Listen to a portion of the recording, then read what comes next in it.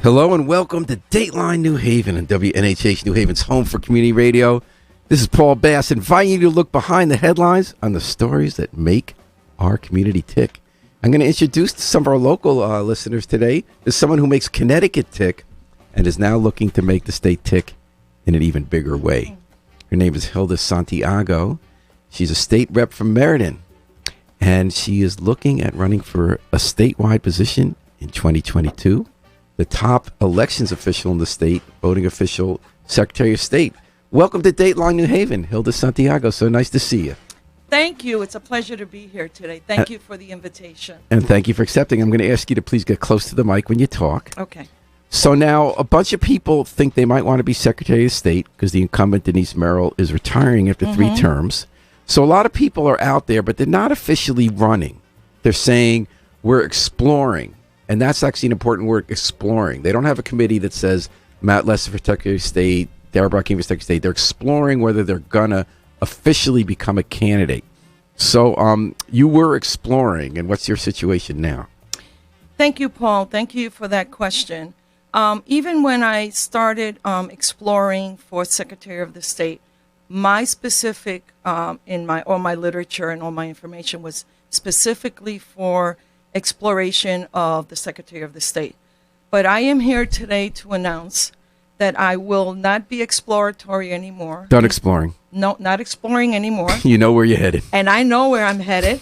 I've had a good almost 6 months to really explore and go around the state and get a feel of Connecticut. So today I will be announcing that I am switching over to the Citizens Election Program officially through the state of Connecticut. So you actually just made 2 announcements. Yes. The first announcement is you are an official candidate for Secretary of State as of today. Yes. So it is official. There is now one Democrat in Connecticut who is running for Secretary of State, and that's Hilda Santiago.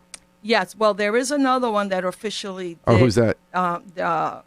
Representative Stephanie Thomas. She did do that last week. Okay, so we got 2 now. A couple of weeks ago. And then you also said Citizens Election Program, just so the listeners know what you're talking about. In Connecticut, we have public financing. Yes. If you choose, because Supreme Court says we can't enforce people to do this. If you choose to accept limits on what money you raise, you won't get it from special interests. You'll limit the size of your donations. You won't take political action money. You'll get some public money to help you run, public financing. That's the Citizens Election Program. Yes. So you're announcing today that you're going to participate in that program. Yes, I am. And I have 14 days to roll over from an exploratory committee to the Citizens Election Program. And how much money did you raise there? In that race, I raised almost, in that exploratory capacity, I almost raised $30,000. I'm close to that. But when the Citizens Election Program, when I switch over, transfer over, some of that money will be left back because the donations in the exploratory are up to $375 per person. When you switch over to the regular official elections program, Citizens Election Program, then the highest you can receive from donors is $250. Oh, okay, got that. So that's a little bit in the weeds, and I want to get Yes. back into the weeds, but I'd like to step back for a second. Why are you running for Secretary of State? And just so people know, you're in charge of elections, you're in charge of voting rolls, you're in charge of the running of elections. You also maintain the commercial database when businesses sign up and have up-to-date records with the state. So why do you want this job? Well, I want this job. I mean, the reason that I'm running is because people are still facing obstacles and barriers when they're going to vote. Their voting rights are still being trampled on. I believe that we need to improve that basic voting right, build a foundation in the state of Connecticut. We still have a lot to do, a lot of work to do in the state. So I believe that with my experience with 10 years in the legislature, 4 years in the GAE committee, which is the General Elections and Administration Committee, 4 years in that committee has, I have seen that bills that are going through that specific committee have been, it's been voting rights suppression, especially from people from the other side. And so you're saying bills that did not become law that Exactly. were proposed, and GAE, Government Administration Elections Committee. And it's interesting you brought that up because I was looking back. I think since Julia Tastian, every Secretary of the State since then, since the O'Neill era, has been a legislator. And usually a legislator, Susan Bisowitz, Miles Rappaport, Denise Merrill, who were in the legislature, they were caring about voting. That was one of their issues. You know, some people care about agriculture, some care about, you know, budget hawk, and you find what you specialize in. Was that one of your specialties? You were on the committee. Were you always a voting rights person? Was this always a big deal to you? And I'm going to get a little closer to the mic so we can hear you a little better. So, yes, it's voting rights has always been something that I fought for, even in my community engagement, working at the local level, being involved in the Democratic Town Committee for over 17 years, being a city council and now being a state rep. I have always been out there registering people, and the issue is not to just register people, but is to make sure that they come out to vote. And why do you care about that? Well, I care about that because voting is your voice. Voting is what gives you the right to say whether you like something or you don't like it. If you don't vote, then you're letting other people make decisions for you. And when you vote and you vote for a specific candidate or a slate of candidates, those are the people that you have trusted in order to make the decisions at the election process, in order to carry your voice. And voting is your voice. And that's why, to me, it's so important, especially in the Hispanic community. And tell me about that. Why, especially in the Hispanic community? Well, it's so important that we reach out to the Hispanic community / minority community, which is, I also include the African American community, but specifically in the Hispanic community because we have two languages. And the issue with that is to make sure that you have representation at the precincts. And in Meriden, we fought, being on the city council, we fought for many years to make sure that in all the precincts we had a Spanish speaker. That when a person comes in, they feel comfortable and they see somebody that looks like them, that speaks the language. And that happened? So now in Meriden, when you vote? Yeah. Yes, we have a Spanish speaker in every precinct. We have moderators that are bilingual. We have assistant associate registrars that are bilingual. We still have a lot of work to do at City Hall where we don't have someone that is bilingual that works in the city clerk's office. So Meriden has a sizable Latino population. Oh, correct? Yes. And every 10 years when we do the census, the city of Meriden grows in population. So, for example, in 2010, we had close to 13,000 Latinos. Now that must be about a quarter of the city, right? Yes. Mm-hmm. And then now in 2020, with some of the numbers that have come out early, we have close to 16,000. Out of how many? Out of 60,000. Mm-hmm. And the school population is probably like 55% are Latinos. And that's been the story of Connecticut, kind of following on the heels of the bigger cities like Meriden and New Haven. Isn't it true that Latinos are the fastest growing sector of Connecticut? Oh, yes. And I can, cite you examples with Stamford, which is now the second largest city in, I believe they bumped New Haven, I think. They did. We'll get them back next time, don't worry. You got 10 years. Plus, they're all robots. They're in those big office towers. We're having fun over here. So, Hilda, Santiago, so Latinos are the fastest growing group in the state. Mm-hmm. I don't think has there ever been a Latino in statewide office? No. We have not been fortunate enough to have a statewide candidate. So you want to be the first? Yes, I do. Have there been candidates on the ballot for the Republicans? Because I don't think on the Democrats. I don't think they've ever nominated a Latino candidate for a statewide office, if I'm not mistaken. No, you're correct. Have the Republicans? I don't believe so either. So are you trying to be the first? Yes. Now, does that matter? Of course it matters. Why? But not only because I'm Latina, because I'm also a woman. And I'm also been through the trenches and I have the experience. So when people in the community look at me and they see that I am a constitutional officer and what my office would do and the certifying elections and making sure that people are educated and oriented towards voting rights and how to register to vote, that they trust me. When they see somebody that speaks their language, that looks like them, and I'm a woman, then people feel a closeness. They feel a trust that they might not feel with anybody else. So you're saying this might be one part of either. There's a big fight for Latino votes going on nationally with Democrats and Republicans, especially this Latino community is very complicated. It's made up of people from originally people like you who came from Puerto Rico and then now from Latin American countries more and more, and Mexico as well. Essentially, what is at stake here for a party and for a state in getting Latinos more engaged in politics? I think what is at stake is that if you don't do anything to attract and you don't do anything to help other candidates get to those positions, you're going to keep losing the Latino vote. You're going to keep losing the minority vote, the people of color vote. And it's important that you do something to attract them, that you help candidates. And by you, do you mean Democrats? Yes. Yes, I mean Democrats. Because obviously you've all been reading in the last week the new data that shows that Latinos turn more to the Republican Party under Donald Trump rather than less, even though the popular wisdom was because he was bashing immigrants and that he'd be losing them. What's going on there? Well, I believe that if they tend to be Republican is because, first of all, they're not educated enough to know what the values are of Democrats. But you find that those that do join the Republican Party is mostly because of the pro-life and pro-choice issues. And a lot of them are Christian. But the thing that we have to take into account is that not all Hispanics come from Puerto Rico. Right. We're not all monolith. And we all have different backgrounds and histories of where we come from. For example, from Cuba, from Venezuela, from Mexico.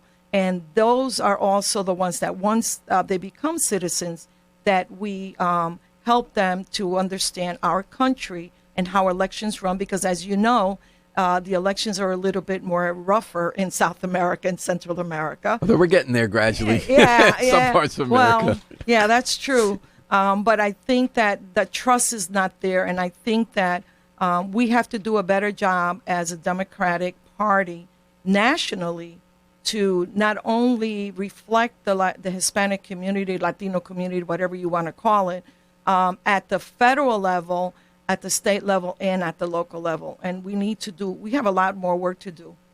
A lot better messaging has to come out of, especially the federal administration, and getting Miguel Cardona as the U.S. Department of from your Meriden. Yes, from our Meriden. That's a great step. All right, and we're talking about that with Hilda Santiago, who, as of this hour, is the declared candidate for this Democratic nomination for Secretary of the State. And she's here with us on Dateline New Haven, WNHH FM, New Haven's home for community radio. State Rep Santiago, you talked about being in the Government Administration Elections Committee of the legislature. You've been caring about voting rights laws. You said some of them haven't been getting through, and you'd like to push for them to get through. What would be some of the examples of proposals you're championing? Well, there's two proposals that we're championing right now, and we have a lot of work to do. Because of the COVID, we've done the no excuse absentee ballot. That particular issue has been brought up before, but it will be coming up again in 2023 or 24 with the legislature. We didn't have enough votes to get it on the ballot. But knowing Connecticut, we were able to get the early voting ballot in there for this coming 2022. So it's going to be a referendum that year? Yes, it's going to be a referendum, and I believe that we still have a lot of work to do with community engagement to make sure that people don't miss that. Well, you'd be the leading, if you win this office, you'd be the leading face of that. Oh yes, I will be. So you want to get early voting ballot passed, referendum, and you want no excuses absentee ballots, meaning that anyone can mail in their votes. And why do we want those? The people on the conservative side say that can lead to fraud, that you should show up if you can to the polls. Other people say Oregon and other states have done it without the fraud, that we have the technology. Why is it a good idea to make it easier to vote? I think we need to use any kind of means in order to make sure that we make it easier and more convenient for people. Because in the state of Connecticut, election day, people still have to work. Right. For example, in Puerto Rico, everything closes down on election day. Should we do that? Oh, I think it's a good idea, because then people know that they have to come out to vote. It's a responsibility, and it's something. And what do people do who still have to work those days? Everything's closed, but I'm sure, gas stations are open and restaurants. Yes, and I understand that, but like I said again, and businesses still have to stay open. But it just makes it a lot easier for those that can come out to vote. And in this, like in the state of Montana, my daughter lived in Montana for 16 years. Really? And yeah, she was the only Puerto Rican in Billings, Montana. And she was so used to mailing in her ballot, and that to her was important. And it's so funny that until 5 minutes ago, this was not a liberal versus conservative issue. I mean, Republicans won the mail-in ballot until 2020 in Florida, Arizona. It's kind of interesting. Bob McCormick is listening. Thanks for listening, Bob. What does Hilda Santiago plan on doing differently than Denise Merrill? Well, what I want to do, my priority once I get into the office would be to make sure that the early voting issue is communicated to the community, and that I go from town to town, community to community, event to event, to get that message out. And we still have a lot of time to do that. The second thing is that I would push for the no excuse absentee ballot, because again, that gives the opportunity for people that are working maybe 2 shifts a day and can't get out to vote, that they can mail in that no excuse absentee ballot. And then to me, those are priority. Anything else that comes after that, it's something that I still have time to work on within, a 4-year term. One of your potential opponents, though he's not going to make a decision until February, is Josh Elliott. He's running on ranked choice voting. Mm-hmm. They do that now in a bunch of cities like New York, a bunch of states like Maine, where you pick who you want first, and then second and third, and then you eliminate one in each round and take that person's voters to their second choice. Mm-hmm. It's simpler than it sounds, although some people say it's too complicated. Other people say it makes elections more about issues rather than attacking each other because you want to get each other's voters. What's your take on ranked choice voting? Well, ranked choice voting, it's something that I'm still reading about and I'm still looking at. What I read, there's pros and the cons, okay? One of the cons is that it doesn't give a minority person or Latino or African American the upper hand in ranked choice. Because if you have someone that's spending a lot of money, that's a millionaire, that's running for a position, and he's able to spend more money on TV, to spend more money on literature, to hire the staff to be on the ground, the grassroots. And the person that really knows the issues, that does the door knocking, talks to people, doesn't have that same kind of money. So the message is not going to get there out, not going to get out as much. So if that person doesn't, the people that come to vote for that person, if you have 6 people and he's the last person, or she is the last person, let's go with she, and if she is the last person. Linda McMahon, for instance, $50 million on a Senate race. Yeah. Exactly. But, that's because, we got a good machine. So I'm trying to figure out why this would matter more than a winner-takes-all election. Some people would argue, and by the way, you're not the only one who says this. In New York, Black and Latino elected officials did not like ranked choice. They thought it hurt candidates of color. And being a wonky white liberal like myself, I'm trying to understand that because in theory, it would help if you have less money.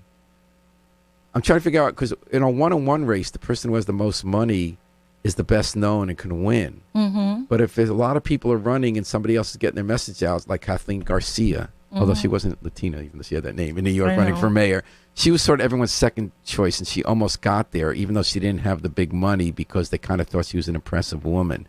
Mm-hmm. Why does a winner-take-all make it easier to get a message out if you have less money? I think that the money part is important. And we don't have public finance in a lot of these other states. In the state of Connecticut, we do have public finance, which gives everybody the even level, the level for everybody to participate in the election process. And I like that, because if we didn't have the election, the citizens election program in the state of Connecticut, I wouldn't be able to run for my office in the city of New Marion, because I lived paycheck to paycheck. I don't have the money that I would have with somebody another Democrat that has a lot more money, can spend more money, and can get their powers to be out in the community more than I can. You lived paycheck to paycheck. So you came to Puerto Rico as a child. You were raised in New York City until your senior year of high school. You came to Meriden, and you've been there ever since. And you were involved in community activism early. I'm just reading your bio, right? And that led to a Meriden City Council appointment in 96, and then the first Puerto Rican woman to win an open seat there in 2005. Correct. What were you doing for a living all those years when you were entering politics? My background, it was in teaching. That's when I went to Southern Connecticut State University. So I do have a college degree, thank God. And then I taught bilingual ed for a little while in the Board of Ed in Meriden. And then I got into a bad marriage, and I had to leave Sorry that to hear job. Yeah, thank you. I was involved in domestic violence for 10 years, and I just couldn't go to work with scars or marks in my face, and I had to resign from that position. But what I did was I did escape that relationship, thank goodness, and then I got involved in social services. So I started working at the Community Action Agency. I've done housing. I've done mental health. I worked with the hospital in Meriden, dealing with the Medicaid managed care, working in the community, doing direct outreach to not only the doctor's offices, but the hospital and the patients, getting people to use the ER less. I went into housing. And then I got a job. I was a city councilor in 2005, like you mentioned, and I was still working in housing. And then eventually, in 2007, I got a job with Senator Chris Murphy. So I've been there. I forgot. You're one of the Murphyettes. Like you look at the mayor of Middletown. You're looking at State Rep Scanlon. Yes. And there was a fourth one who was in the news. Everyone, it seems like all these people went to work for Murphy became kind of hotshot politicos on their own. Well, it's a breeding ground. Well, I was a hotshot before that. That's true. You were a hotshot before that. I was a hotshot But all these before people that. moving up in the state all seemed. Do you guys get together for drinks and like talk about how your careers are going? Do you support each other? Well, we text each other and we do support each other. Was it about him though? Because if you look at Blumenthal, if you look at DeLauro, you look at Larson, you don't really hear about people who worked for them moving on to their own political careers, although you already had one. Yeah. Yes, I already had one. But I mean, when the senator came into Meriden, I was already on the city council, and we helped them get elected in the city of Meriden because Nancy Johnson wasn't very well known in Meriden. But I know that with Senator Murphy, there is a commitment to work with folks, younger people, or people that work for him, in order to lead civic lives. And, So he's a mentor. And so he's a mentor to us, especially to the young ones that work in our office. And he is basically the only member that I know since 15 years ago that would allow his staff to have elected positions, whether it was on the city council, because I was on the city council already, whether you were on the Board of Ed or some planning and zoning, or just involved in the community. I think he encouraged a lot of that to be on boards and commissions. And his thing was basically working with the grassroots folks on the ground. So that's so interesting. We all learned that. Because most elected officials don't want to have an argument with anyone. So they don't want to have someone run against someone else or being on a planning board, although one of Dolores' people's on the zoning board. But yeah. So why do you think, what is that different approach? I think the different approach is that you have to be sure that you separate his office from the office that you hold and not make it a conflict. And I've always been able to do that. Sean's been able to do that. And now Ben is, the mayor of Middletown. So we always go to him for advice, and he gives us good advice and gives us different perspective. But it helps us to know what's going on at the federal level, and it helps us to know what's going on at the state level. Yes, I am. I am retiring at the end of January. What did you do for him? I am a deputy director of casework. Mm-hmm. So kind of doing what you always did, kind of casework and social service. Yes. So I've been the only caseworker that really came in with experience from working in the community, because I did housing, I did mental health, I did elderly services, I worked with veterans, you name it. So I am now mentoring a younger caseworker now to take my place when I leave. And you're listening to Hilda Santiago, as of this hour, an official candidate for Secretary of State on WNHH FM, Dateline, New Haven. Raquel Santiago Martinez says she's awesome. Thank you for listening, Raquel. And thank you for listening. You kind of opened before about being in a relationship for 10 years with domestic violence. Did that lead you to community work? When you talked about you've done outreach work ever since then, you have sort of a different career from bilingual ed, which in itself is community work. But when you worked on housing, mental health, was that somewhat of an outcome of what you survived? Yes, it is some of that. But to go back to how I really got involved in advocacy was because of my son, who is intellectually challenged. and has been since first grade. He is now 42 and still at that level. But I think that the advocacy that I did, especially with fighting for him to get the services that he needed in special ed, because back then nobody wanted their kids labeled special ed. I know. And nobody wanted to spend the money. So I spent a lot of time at Board of Ed meetings fighting for my son. And after a while, they asked me if I wanted to run for the Board of Ed. So they already knew me. And back then, Paul, nobody looked like me that was advocating for the community. So I became an advocate for parents with PPTs, with going to them to meetings while holding down a job. And at one time, when I became homelessness after I left my marriage, I was also homeless. And I had to work 3 jobs to support my family on my own. So I am the working family's face. I am a woman head of household that had to raise her 2 children. And I am a survivor of domestic violence. And I also have a lot of interest in mental health because of what my son goes through and is still going through. So I've always been an advocate for mental health and special ed. And you're a fighter. And I'm a fighter and a survivor. All right. What do you do for fun besides running for office? What I do is I go dancing. I love dancing. Salsa dancing, merengue, bachata. I love listening to salsa music, old salsa. I love listening to country music. I love country. Yes, I like country too. Who's your favorite artist? Luke Ryan. Yeah, I love Luke Ryan. I went to his bar when I was in Tennessee, so down in Nashville. So I love him, but it's been so I love any kind of music, as long as music just takes you away from thinking about people's problems, your problems. It's a universal language. It's a universal language. It brings us together, makes what's possible, in my opinion. Yes. Harry says about time we got some Hispanic juice in there. Before I let you go, I want to ask you if there's been a moment in the last 6 months when you were running for Secretary of State or exploring. Now you're running.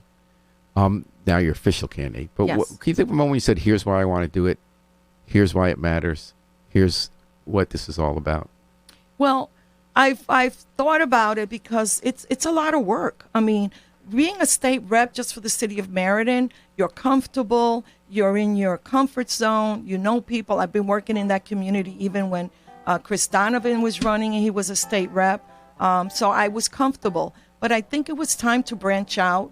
And I think that with opening this seat at the state level with Secretary Denise Merrill retiring, even though she's not really retiring because she's going to be involved, but having a first-time open seat as a woman, as a Latina, as someone that is going to fight for people's voting rights, someone that is interested in small businesses and making sure that our minority businesses are being taken care of.